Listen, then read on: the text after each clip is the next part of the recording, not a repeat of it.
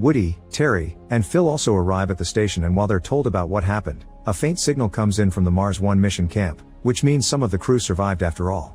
The crew turns on the distress call and finds a recording from Luke, who confusedly describes what happened to his crew, explaining he's the only survivor before the transmission abruptly ends. It seems the incident knocked out all the computers and they can't contact Luke again, so the only chance to find out what happened and try to help Luke is to send a Mars 2 mission to him. At that moment, Phil realizes that the Saturn research satellite is passing through Mars orbit and can be reprogrammed to explore. Commander Ray points out that a launch isn't possible until 8 months later. Jim reveals he has a plan. He's already done the calculations and figured out that they can fly out sooner by reducing the ship's load and taking more fuel.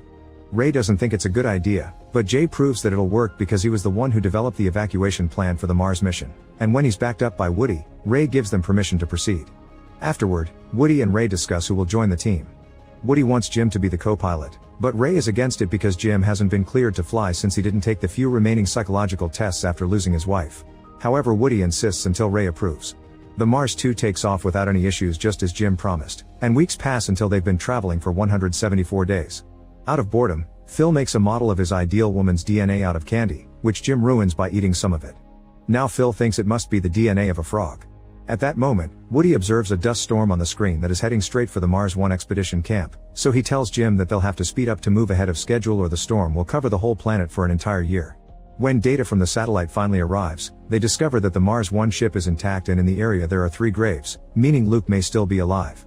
As they scan the site for radiation levels, they see a strange interference on the screen, and Woody notices that the earthquake that happened 6 months ago couldn't have caused this. However, Jim is sure it wasn't an earthquake. Moments later, Ray gives them permission to land, but first Jim takes a moment to remember his wife by watching old videos. Landing on Mars had actually been her dream because she was sure there's something unfathomable there, so now